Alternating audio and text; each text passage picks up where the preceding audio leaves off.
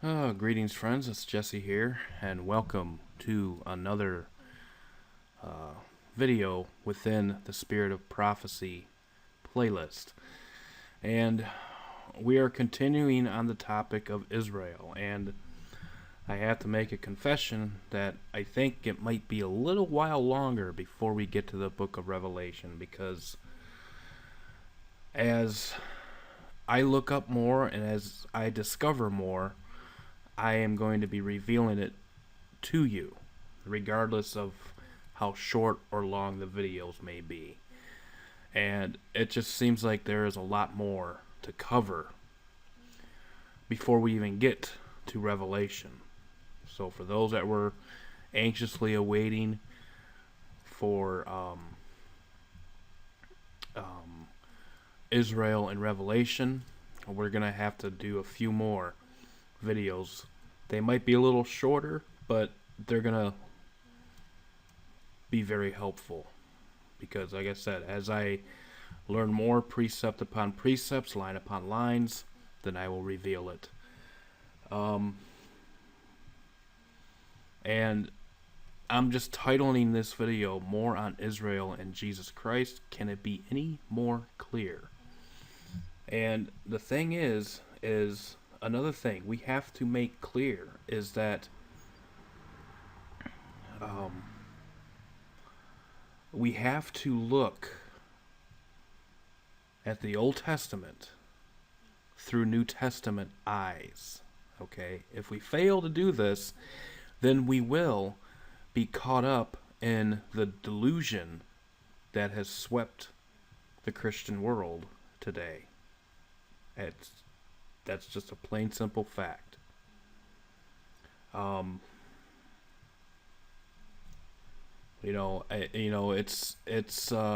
has been mentioned that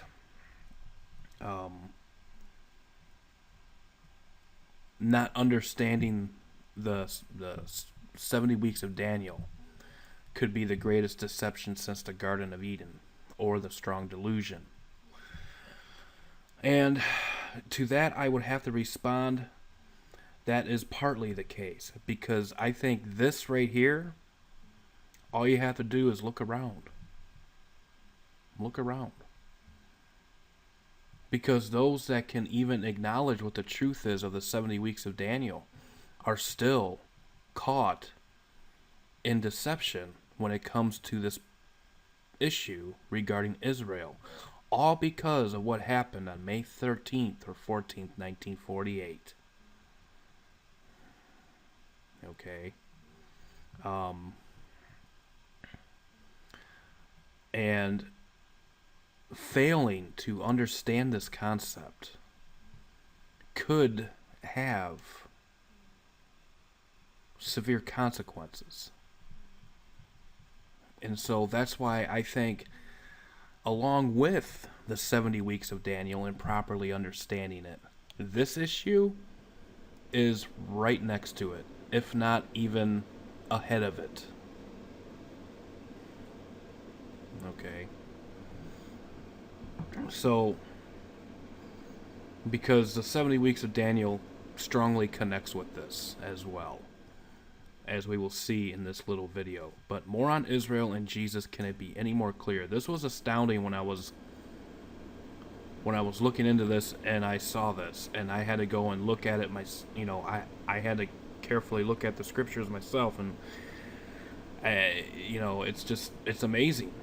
Okay, so it's just simply amazing, as one of the episodes of Hour of the Truth was called. It's simply amazing. A little shout out plug for you, Jorg. So let's go ahead and get started here. This one's not going to take that long. But in Isaiah 42, 1 through 3, we read, "Behold my servant." Now, in its proper context, all you have to do is go back to Isaiah 41, 8, which we covered this in a previous video, which says, "But thou, Israel, art my servant." And then it goes on to say, the seed of Abraham. And we already discovered who the seed of Abraham is. It's Jesus Christ. Okay? And those that are in Christ are part of the Israel of God and also are the seed of Abraham, or counted as the seed. So, behold my servant, Israel, whom I uphold, mine elect, which means chosen one. Okay? Remember in Genesis, God chose Jacob, and through his wrestlings and through his struggles, received deliverance, and he received a new name. And that new name was called Israel. And that name, Israel, is a spiritual name, folks.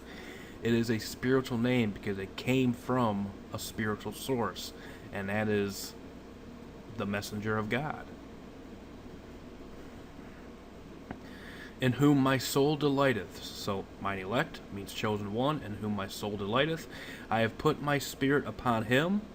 He shall bring forth judgment to the Gentiles. He shall not cry, nor lift up, nor cause his voice to be heard in the street.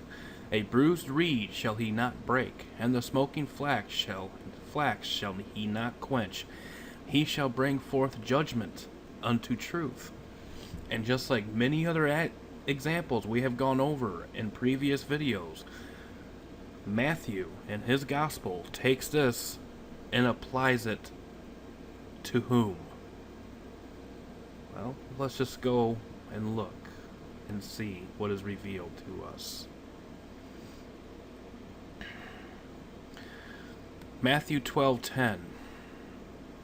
And behold, there was a man which had his hand withered. And they asked him, saying, Is it lawful to heal on the Sabbath day? That's what the Pharisees and the scribes were asking. That they might accuse him. And he said unto them, What man shall there be among you that shall have one sheep? And if it fall into a pit on the Sabbath day, will he not lay hold on it and lift it out? How much then is a man better than a sheep? Wherefore it is lawful to do well on the Sabbath days. Then saith he to the man, Stretch forth thine hand, and he stretcheth it forth, and it was restored whole like as the other. Then the Pharisees went out and held a council against him, how they might destroy him. But when Jesus knew it, he withdrew himself from thence, and great multitudes followed him, and he healed them all. Now pay very, very close attention with the passage we just read. I'll read it again. Isaiah 42, 1-3. Behold my servant, i.e., Israel, or the seed of Abraham, whom I uphold, mine elect, or chosen one, in whom my soul delighteth. I have put my spirit upon him. He shall bring forth judgment to the Gentiles. He shall not cry, nor lift up, nor cause his voice to be heard in the street. A bruised reed shall he not break, and the smoking flax shall he not quench. He shall bring forth judgment unto the truth, or unto truth. Flash forward to Matthew 12:16.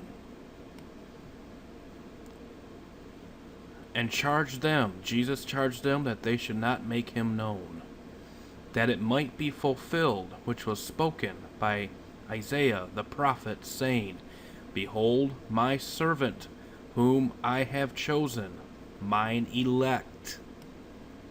Okay, a lot of people like to call the natural state of Israel and those that are within the state of Israel, the Jewish nation, the elect.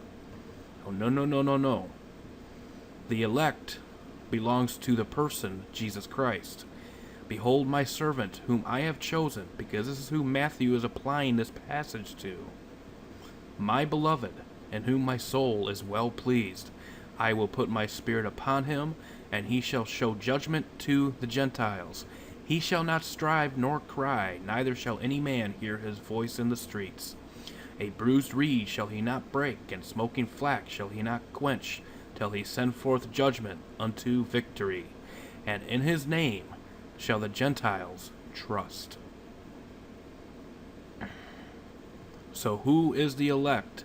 It's Jesus Christ. And who can be part of the adoption, or part of his elect? Those that are in belief, those that are in Jesus Christ. You can call it the church, you can call it whatever. But only those that are in Jesus Christ are his elect. And Jesus Christ himself is the chosen. So therefore, we need to conclude, or we should conclude,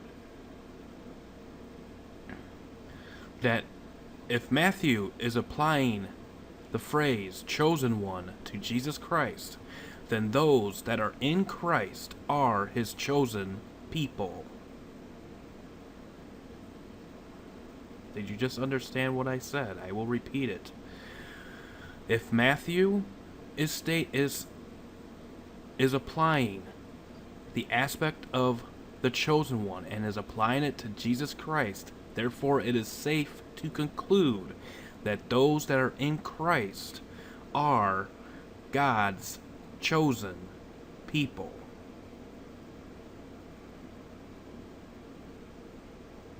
I don't know about you, but I think this is very astounding. And this just might cause a very big hiccup and a gasp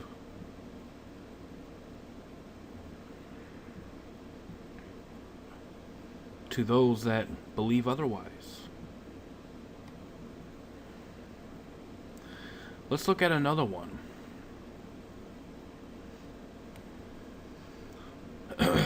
Exodus 24:7-8. And he took the book of the covenant, and read in the audience of the people, and they said, All that the Lord hath said will we do, and be obedient. And Moses took the blood, and sprinkled it on the people, and said, Behold, the blood of the covenant which the Lord hath made with you, concerning all these words. So here was a covenant made in blood to the audience of the people, to the natural 12 tribes of Israel, because that's the context, really. Now, let's look at the following passages and see if we can pick up parallels, which I can almost guarantee you we can. Matthew 26:20. Just as Moses was addressing the 12 tribes, here Matthew is addressing what? Well, now when the even was come, he sat down, Jesus, with the 12. And he took the cup, and gave thanks, and gave it to them, saying, this is verse 27, Drink ye all of it. Verse 28, For this is my blood of the New Testament, or covenant, which is shed for many, not just Jews, for the remission of sins.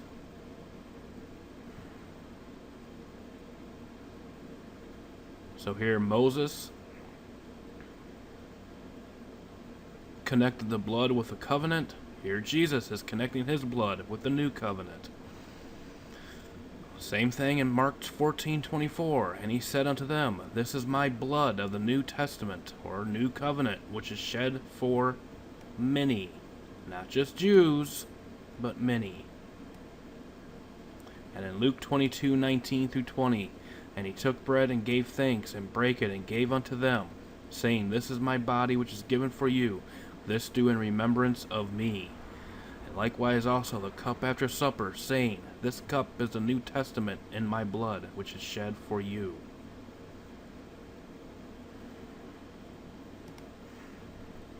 This word testament can also mean covenant. And notice how it is shed for many. You can also safely say confirmed for many. And then all you have to do is flash forward to Daniel 9:27, and this will conclude the video. And he shall confirm the covenant with many for 1 week, and in the midst of the week he shall cause the sacrifice and the oblation to cease.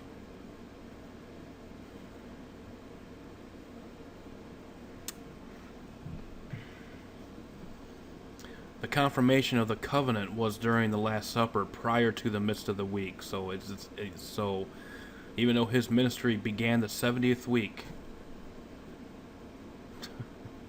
the Last Supper stood as the confirming of the covenant, and this was before the midst of the week, when he caused the sacrifice and the oblation to cease, the true Israel of God, Jesus Christ.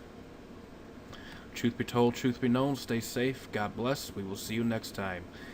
And again, just be prepared for other shorties like this, because this is a lot of heavy topics, and I don't want to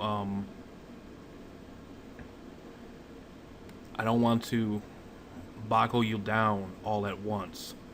I'm sure I have done enough of that already with the previous videos that are kind of just, a lot of things you may have never heard before. And so for the next few videos, I don't know how many until we get to Revelation, they're probably going to be a little shorter, okay? Just so you can just kind of sink in the passages that we shared, or that I shared for you to also look up. So again, thank you for listening. God bless. Bye-bye.